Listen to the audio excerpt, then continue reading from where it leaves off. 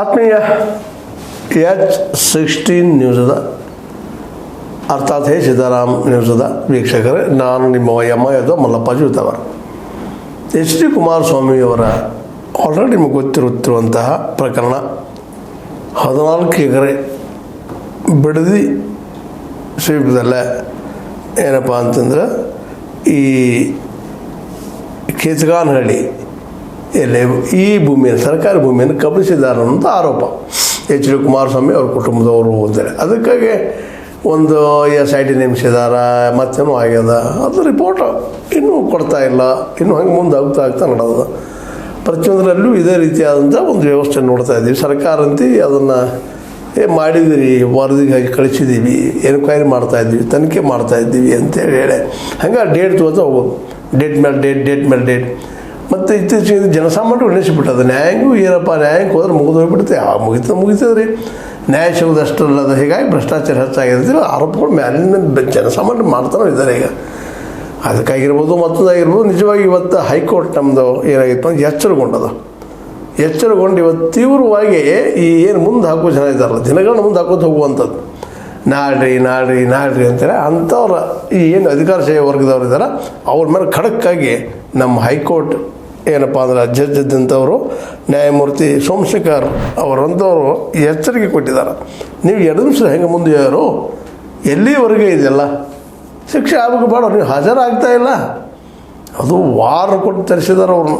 ಯಾರನ್ರಿ ಈ ಒಂದು ಏನಪ್ಪ ಅದಕ್ಕೆ ಸಂಬಂಧಿಸಿದ ಅಧಿಕಾರಿ ಕಟಾರಿ ಅನ್ನೋವ್ರನ್ನ ಕಂದಾಯ ಅಧಿಕಾರಿನ ಕರೆಸಿ ಕೇಳ್ತಾ ಇದ್ದಾರೆ, ಅಲ್ಲ ನಿಮ್ದು ಏನು ಕೆಲಸ, ಯಾಕೆ ವರದಿ ಕೊಡ್ತಾ ಇಲ್ಲ, ಯಾಕೆ ಅವ್ರನ್ನ ಯಾಕೆ ಕರೆಸ್ತಾ ಇಲ್ಲ, ಯಾಕೆ ಎನ್ಕ್ವೈರಿಗೆ ಬರ್ತಾ ಇಲ್ಲ ಅಂದ್ರೆ ಇದನ್ನು ಒಟ್ಟಿನಲ್ಲಿ ದಿನ ದೂಡ ಅಷ್ಟೇ ಏನಿದೆ. ಹೌದು, ಹಂಗಾಗಿ ಅಂದರೆ ಈ ದೇಶದ ವ್ಯವಸ್ಥೆ ಒಳಗೆ ಅಧಿಕಾರದಲ್ಲಿದ್ದರೂ ಮುಂದೂಡಿಸೋದು, ಅಧಿಕಾರದಲ್ಲಿ ಇಲ್ಲದೆ ಹೋದ್ರೂ ಸಹಿತ ಒಂದು ಏನೋ ಕಾರಣ ಹೇಳಿ ಹೊಂದಾಣಿಕೆ ರಾಜಕಾರಣ ಮಾಡ್ಕೊಂಡು ಮುಂದೆ ಹಾಕೋದು ಹೋಗುವಂಥದ್ದು ನಾವು ನೋಡ್ತಾ ಇದ್ದೀವಿ.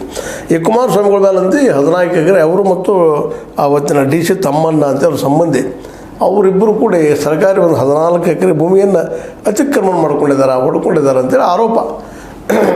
ಅದು ಸಿದ್ಧಾಗಬೇಕು, ತನಿಖೆ ಆಗಬೇಕು. ತನಿಖೆ ನಡೆದ ಮಾಡ್ತಾ ಇದ್ವಿ.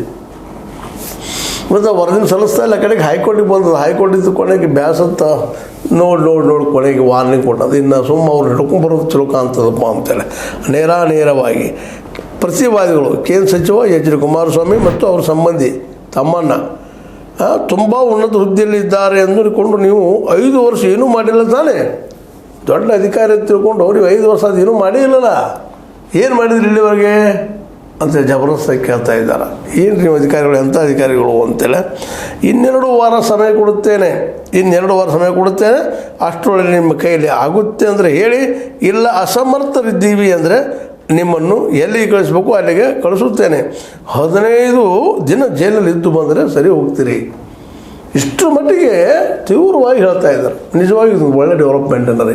ಯಾಕಂದರೆ ಅಧಿಕಾರಶಾಹಿ ಜನ, ರಾಜಕೀಯಶಾಹಿ ಜನ ಅಂದರೆ ಶಾಸಕಾಂಗ ಮತ್ತು ಕಾರ್ಯಾಂಗ ಜನ ಏನಪ್ಪ ಅಂದ್ರೆ ನ್ಯಾಯಾಂಗದ ಬಗ್ಗೆ ಇತ್ತಿದ್ದಕ್ಕೆ ಯಾವುದೇ ಗೌರವ ಇಲ್ಲವ್ರಿಗೆ. ನ್ಯಾಯಕ್ಕೆ ಹೋಗ್ರಿ ಎಲ್ಲಿ ಹೋಗ್ತಾರೆ ಹೋಗ್ರಿ, ಅವ್ರಿಗೆ ಗೊತ್ತದ. ಡೇಟ್ ಮೇಲೆ ಡೇಟ್ ಹೋದು ತಾನ ಯಾವ ನ್ಯಾಯ ಹಾಕಿರ್ತಾನೆ ಹುಡಿರ್ತಾನೆ ಅವ ಸತ್ತು ಹೋಗಿಬಿಡ್ತಾನೆ, ನಾವು ಉಳ್ಕೊಳ್ತೀವಿ ಅನ್ನುವಂಥ ಖಚಿತತೆ ಅವ್ರಲ್ಲಿ ಮೂಡೋದಿರುತ್ತೆ. ಯಾವ ನ್ಯಾಯವೂ ನಮಗೇನು ಮಾಡೋದಿಲ್ಲ ಅನ್ನುವಂಥ ಮಾತು. ಮತ್ತು ಈ ಕಳೆದ ಅದರಲ್ಲೂ ಈ 10 ವರ್ಷಗಳಲ್ಲಂತೆ ಅದು ಅನ್ನಿಸ್ತದೆ. ಎಲ್ಲಿ ಹೋದರೂ ED ಆಗಿರ್ಬೋದು, CBI ಆಗಿರ್ಬೋದು, ಅದು ಮತ್ತೊಂದು ತನಿಖಾ ಸಂಸ್ಥೆಗಳಾಗಿರ್ಬೋದು, ಲೋಕಾಯುಕ್ತ ಆಗಿರ್ಬೋದು, ಇತ್ತೀಚಿನ ಜನಸಾಮಾನ್ಯರಿಗೆ ಎನಿಸಿಬಿಟ್ಟದಪ್ಪ ಇದು ಸರ್ಕಾರ, ಯಾವ ಸರ್ಕಾರ ಆಡಳಿತ ಇರ್ತದಲ್ಲ ಅವ್ರಿಗೆ ಹೇಳಿದಂಗೆ ಕೇಳ್ಕೊಂಡು ಹೋಗುವಂಥ ತನಿಖಾ ಸಂಸ್ಥೆಗಳಪ್ಪ ಇವ್ರನ್ನ ಏನೂ ಆಗುವುದಿಲ್ಲ ಅಂತೇಳಿ. ಯಾಕಂದ್ರೆ ಈ ಭೂ ಕಬಳಿಕೆ ಆರೋಪ ಸಂಬಂಧಿಸಿದಂಗ ಲೋಕಾಯುಕ್ತ ನೀಡಿರುವ ಆದೇಶ ಜಾರಿಗೊಳಿಸುವಲ್ಲಿ ಸರ್ಕಾರ ವಿಫಲ ಆಗಿದೆ.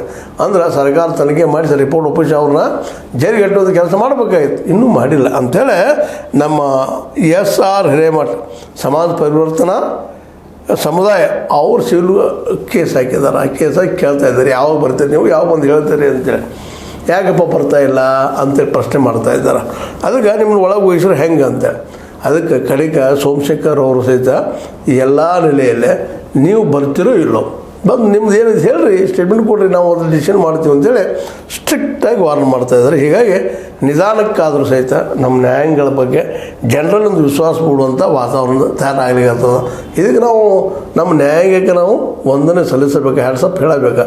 ಯಾಕೆಂದ್ರೆ ರಾಜಕಾರಣಿಗಳು ಬರೀ ಇದನ್ನ ಮಾಡ್ತಾ ಹೊರಟಿದ್ದಾರೆ. ಎಲ್ಲ ಕಡೆನೂ ಭೂಮಿ ಕಬಳಿಸೋದು ಮಾಡೋದು, ಅಭಿವೃದ್ಧಿಯ ಸಲುವಾಗಿ ತಮ್ಮ ಅಭಿವೃದ್ಧಿಗಳನ್ನ ಮಾಡ್ಕೊಂಡು ಹೋಗುವಂಥದ್ದು 30-40%, 50%, ಕೆಲವು ಇಡೀ ವ್ಯವಸ್ಥೆ ಗುಳುಂ ಮಾಡುವಂಥ ಪ್ರಸಂಗಗಳನ್ನ ನಾವು ನೋಡ್ತಾ ಇದ್ದೀವಿ. ಅದಕ್ಕೆ ಇವತ್ತು ನ್ಯಾಯಾಂಗ ಇದ್ದಿದ್ದು ಭಾಳ ಸ್ಟ್ರಿಕ್ಟಾಗಿ ಎಚ್ ಡಿ ಕುಮಾರಸ್ವಾಮಿ ಅವರಿಗೆ ಮತ್ತು ಅವರ ಹಿಂದಿನ ಸಂಬಂಧಿಕ ಮಾಜಿ ಶಾಸಕ ಡಿ ಸಿ ತಮ್ಮಣ್ಣವರಿಗೆ ಅದೇ ರಾಮನಗರ ಜಿಲ್ಲೆಯ ಬಿಡದಿ ಹೋಬಳಿಯ ಕೆದಗಾನಹಳ್ಳಿಯಲ್ಲಿ 14 ಎಕರೆ ಜಮೀನು ಹೊಡ್ಕೊಂತ ಯಾರ ಸರ್ಕಾರದ ಅದ್ರ ಬಗ್ಗೆ ಬಂದು ನೀವು ಕ್ಲಿಯರೆನ್ಸ್ ಕೊಡ್ರಿ, ಹೇಳ್ರಿ ಅನ್ನುವಂಥ ಮಾತನ್ನು ಸ್ಪಷ್ಟವಾಗಿ ಇವತ್ತು ನ್ಯಾಯಾಧೀಶರು ಹೇಳಿದ್ದಾರೆ. ಇದಕ್ಕಿಂತ ಸ್ಪಂದಿಸಬೇಕಾಗಿದ್ದು ಏನಪ್ಪ ಅಂತಂದ್ರೆ ನಮ್ಮ ಈ ಕುಮಾರಸ್ವಾಮಿಗಳು ಮತ್ತು ಅವರು ಹಿಂದಿದ್ದಂಥದ್ದು. ಬಟ್ ಇವರು ಇವತ್ತು ಆಡಳಿತಾರೂಢ ಪಕ್ಷದ ನೆರಳಲ್ಲಿರುವುದರಿಂದ ಇದು ಎನ್ಕ್ವೈರಿ ಆಗ್ತದನ ಅನ್ನುವಂಥದ್ದು ಒಂದು ಪ್ರಶ್ನೆ ಅದ. ಆದರೆ ನಮ್ಮ ಸೋಮಶೇಖರ್ ಅವರ ನ್ಯಾಯಮೂರ್ತಿ ಸೋಮಶೇಖರ್ ಅವ್ರ ಮಾತುಗಳನ್ನು ಕೇಳಿದಾಗ ಇದೇನೋ ಒಂದಿಷ್ಟು ನ್ಯಾಯ ಸಿಗುವಂಗೆ ಕಾಣ್ತದ ಅನ್ನುವಂಥ ಮಾತು ಕೇಳಿ ಬರ್ತಾಯಿದೆ. ಯಾಕಂದ್ರೆ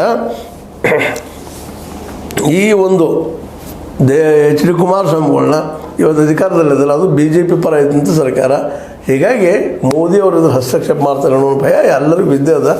ಆ ನೆಲೆಯಲ್ಲಿ ಇವತ್ತು ನ್ಯಾಯಾಂಗ ತೆಗೆದುಕೊಂಡಂಥ, ಅದರಲ್ಲೂ ನ್ಯಾಯಮೂರ್ತಿ ಸೋಮಶೇಖರ್ ತೆಗೆದುಕೊಂಡ ನಿರ್ಧಾರ ಐತಿ ಎಲ್ಲರಿಗೂ ಒಂದು ಆಶ್ಚರ್ಯ ಮೂಡೋ ಜೊತೆಗೆ ಹೌದಪ್ಪ ಒಂದು ವಾರದಲ್ಲಿ ಏನಾದರೂ ಡೆವಲಪ್ಮೆಂಟ್ ಆಗಬಹುದು ಅಂತೇಳಿ. ಕಳೆದ 5 ವರ್ಷಗಳಿಂದ ಆಗಲಾರ್ದು ಈ ಒಂದು ವಾರದಲ್ಲೇ ಆಗ್ಬೋದಾ ಅನ್ನುವಂತಹ ಒಂದು ವಾತಾವರಣ ನಿರ್ಮಾಣ ಆಗಿದೆ. ಬಟ್ ಎಷ್ಟು ಮಟ್ಟಿಗೆ ಇದು ಯಶಸ್ವಿ ಆಗ್ತದೋ ಗೊತ್ತಿಲ್ಲ. ಆದರೂ ನಮ್ಮ ಹೋರಾಟಗಾರರು ಸಾಮಾಜಿಕ ಕಳಕಳಿದ್ದಂಥವರು, ಅದರಲ್ಲೂ ವಿಶೇಷವಾಗಿ S.R. ಹಿರೇಮಠರಂಥ ಒಬ್ಬ ಸಮಾಜ ಪರಿವರ್ತನಾ ಜನರು ಇಂಥ ಒಂದು ದೊಡ್ಡ ಕೇಸುಗಳು ಬೆನ್ನತ್ತಿದ್ದರಿಂದಾಗೆ ವಿಶೇಷವಾಗಿ ಈ ಒಂದು ಎಚ್ ಡಿ ಕುಮಾರಸ್ವಾಮಿ ಆಗಿರ್ಬೋದು, ಹಿಂದೆ ಯಡಿಯೂರಪ್ಪನವರು ಆಗಿರ್ಬೋದು, ಮತ್ತಾರು ಆಗಿರ್ಬೋದು, ಇಂಥವ್ರು ಸ್ವಲ್ಪ ಈ ಕಟ್ಕಡೆ ಹತ್ತಿರ ಬರುವಂಥದ್ದು ಅಥವಾ ಜೈಲೊಳಗೆ ಹೋಗುವಂಥ ಒಂದು ಪ್ರಸಂಗಗಳು ನಿರ್ಮಾಣ ಆಗಲಿಕ್ಕೆ ನಿಂತಿದ್ದಾವೆ. ಇಷ್ಟಕ್ಕೆ ಇದೆಲ್ಲ ಪರಿವರ್ತನೆ ಆಯಿತು, ಬದಲಾಯಿತು ಅಂತಲ್ಲ, ಅಟ್ಲೀಸ್ಟ್ ಇಷ್ಟರ ಆಯ್ತಲ್ಲಪ್ಪ ಅನ್ನುವಂಥದ್ದು. ಅದಕ್ಕಾಗಿ ಈ ಎಲ್ಲ ನೆಲೆಯಲ್ಲಿ ಇವತ್ತು ನ್ಯಾಯಾಂಗ ಇದ್ದಿದ್ದು ಭಾಳ ಆ್ಯಕ್ಟಿವ್ ಆಗಿ ಕೆಲಸ ಮಾಡಬೇಕಾಗಿದೆ. ಯಾಕೆ ಅಂತಂದರೆ ಇಂತಹ ಒಂದು ಘಟನೆಗಳು ಪುನರಪಿ ಆಗಬಾರ್ದಾಗಿದೆ. ಇಲ್ಲಿ ಭ್ರಷ್ಟಾಚಾರಕ್ಕೆ ಕಡಿವಾಣ ಬೀಳಬೇಕಾಗಿದೆ. ಕಡಿವಾಣ ಬೀಳೋದು ಕೆಲಸ ಆಗಬೇಕಾಗಿದ್ರಿ ಯಾರು ಮಾಡೋರಪ್ಪ ಅದನಂದ್ರೆ ಅದು ನ್ಯಾಯಾಂಗ. ಯಾಕಂದರೆ ಇವತ್ತು ಕಾರ್ಯಾಂಗ ಶಾಸಕಾಂಗ ಎರಡೂ ಏನಾಗಿದೆಯಪ್ಪ ಅಂದ್ರೆ ಒಬ್ರಿಗೊಬ್ಬರು ಸಹಕಾರ ನೀಡ್ತಾ ಇಲ್ಲಿ ನಡೆಯುವ ಅಪರಾಧಿ ಕೆಲಸಗಳನ್ನು ತಪ್ಪಿಸ್ಕೊಳ್ತಾ ಇರ್ತಾರೆ, ಬೇರೆಗಳು ಹಾಕ್ತಾ ಇದ್ದಾರೆ, ಏನೋ ಗದ್ದಲ ಮಾಡಿಸ್ತಾ ಇದ್ದಾರೆ. ಹೀಗಾಗಿ ಇವತ್ತೇನೋ ಕಾಂಗ್ರೆಸ್ ಆಡಳಿತದಲ್ಲಿದೆ, ಅದು ತಮ್ಮ ಕೆಲವು ವಿಷಯಗಳು ಮುಚ್ಕೊಳ್ಳೋ ಪ್ರಯತ್ನ ಮಾಡ್ಬೋದು. ನಾಳೆ BJP ಬಂದಾಗ ಅದು ಕೆಲವೊಂದಿಷ್ಟ ಮುಚ್ಕೊಳ್ಳೋ ಪ್ರಯತ್ನ ಮಾಡ್ಬೋದು. ಹೀಗಾಗಿ ಇವತ್ತು ಇಡೀ ದೇಶದ ಈ ರಾಜ್ಯದ ಈ ಒಂದು ವ್ಯವಸ್ಥೆ ಏನಾಗಿದೆ ಹದಗೆಟ್ಟು ಹೋಗ್ಯದ. ಇಂಥ ಸಂದರ್ಭದಲ್ಲೇ ನಮ್ಮ ನ್ಯಾಯಮೂರ್ತಿ ಸೋಮಶೇಖರ್ ಅವರು ಒಂದು ಖಚಿತವಾದ ಅದು ಆರ್ಡರ್ ಮಾಡಿದ್ದಾರೆ. 2 ವಾರ ಕಾಲಾವಕಾಶ ಇಡ್ತೀನಿ, ಅಷ್ಟರೊಳಗೆ ನೀವು ಪಾಲಿಸಿದ್ರೆ ಸರಿ, ನೀವು ಅವ್ರನ್ನ ಕರ್ಕೊಂಬಂದ್ರೆ ಸರಿ, ಇಲ್ಲ ಅಂತಂದ್ರೆ ಎಲ್ಲ ಪ್ರತಿವಾದಿಗಳನ್ನು ಎಸ್ಕಾರ್ಟ್ ಕೊಟ್ಟು ಕಳಿಸಿಕೊಳ್ಳುತ್ತೇನೆ. ಅಧಿಕಾರಿಗಳನ್ನು ಜೈಲಿಗೆ ಕಳಿಸಬೇಕು, ಎಲ್ಲಿ ಕಳಿಸಬೇಕು ಅಲ್ಲಿ ಕಳಿಸುತ್ತೇನೆ ಅಂದರೆ ಜೈಲಿಗೆ ಕಳಿಸ್ತಾನೆ ಸ್ಪಷ್ಟವಾಗಿ ವಾರ್ನಿಂಗ್ ಕೊಟ್ಟಿದ್ದಾರೆ. ಹಿಂದೆ ಸಂವಿಧಾನ ಕನ್ನಡ ತಜ್ಞರ ಸಮಿತಿ ಸಮಯದಲ್ಲಿ M.N. ರಾಯರು ಹೇಳಿದಂಥ ಉದಾಹರಣೆ ನೀಡ್ತಾ ಯಾವುದಾದ್ರೂ ವಿಷಯಕ್ಕೆ SIT ನಡೆಸುವುದು ಸರ್ಕಾರಕ್ಕೆ ರೂಢಿಯಾಗಿಬಿಟ್ಟಿದೆ ಅಂತ. ಸರ್ಕಾರ ಏನು ಮಾಡಿಬಿಡ್ತಪ್ಪ ಅಂದ್ರೆ SIT ಮಾಡಿ ನೇಮಿಸಿಬಿಡ್ತದೆ, ತನಿಖೆ ಮಾಡಿದ್ರೆ 100 ಹೋಗ್ತಾರೆ. ಇದು ಅಷ್ಟೇ ಮಾಡಲಿಕ್ಕತ್ತದೆ. ಇದು ತಪ್ಪಬೇಕು, ಇದು ನಿಲ್ಲಿಸಬೇಕು ಅಂತ ಹೇಳ್ತಾ ವಾರ್ನಿಂಗ್ ಮಾಡಿ ಮತ್ತೊಮ್ಮೆ ಅವರು ವಾರ್ನಿಂಗ್ ಮಾಡಿದ್ದಾರೆ. ನಮ್ಮ ಇವರು ಎಚ್ ಡಿ ಕುಮಾರಸ್ವಾಮಿಗಳಿಗೆ ಮತ್ತು ಅವನ DC ತಮ್ಮಣ್ಣವ್ರಿಗೆ ಅವ್ರು ಬಂದ ಕ್ಲಿಯರೆನ್ಸ್ ಕೊಡಲಿ, ಇಲ್ಲದಪ್ಪ ಅಂದ್ರೆ 14 ಎಕರೆ ನೋಡೋಣ ಅದಕ್ಕೆ ಸೋಮಣ್ಣವ್ರ ಕೈಯಿಂದ ಸರ್ಕಾರದ ಆಸ್ತಿಯನ್ನು ಸರ್ಕಾರಕ್ಕೆ ಮರಳಿಸೋಣ ಅನ್ನೋದು ಏನೋ ಧ್ವನಿ ಕಾಣ್ತದೆ. ಅದರಿಂದ ಆಗ್ತದಿಲ್ಲ ಗೊತ್ತಿಲ್ಲ. ಬಟ್ ಇವತ್ತು ನ್ಯಾಯಾಂಗ ಮಾತ್ರ ಎಚ್ಚರಗೊಂಡ ಈ ಒಂದು ಆಡಳಿತಾರೂಢ ಪಕ್ಷಕ್ಕೆ ಚಾಟಿ ಕೊಟ್ಟಿದ್ದು ಮಾತ್ರ ಗಮನಾರ್ಹ. ಜನಕ್ಕೆ ನಿಧಾನಕ್ಕೆ ಮತ್ತು ಎಲ್ಲಪ್ಪ ನ್ಯಾಯಾಂಗದಲ್ಲಿ ಏನೂ ಅದಪ್ಪ ಒಳ್ಳೆಯದು ಅನ್ನೋಂಥ ಮನಸ್ಥಿತಿ ಉತ್ಪನ್ನ ಕಾರಣೀಭೂತ ಆಗಿದೆ ಈ ಘಟನೆ ಅಂತ ಹೇಳ್ತಾ, ನಿಮಗೆ ಲೈಕ್ ಆಗಿರ್ಬೋದು, ಲೈಕ್ ಮಾಡಿ, ಶೇರ್ ಮಾಡಿರಿ, ಕಮೆಂಟ್ ಮಾಡಿ, ಜೊತೆ ಸಬ್ಸ್ಕ್ರೈಬ್ ಆಗೋದ ನಿಲ್ಲಿಸಬೇಡ್ರಿ. S16 ನ್ಯೂಸ್ ಇದು ಸತ್ಯದ ಕೈಗನ್ನಡಿ. ವಂದನೆಗಳು.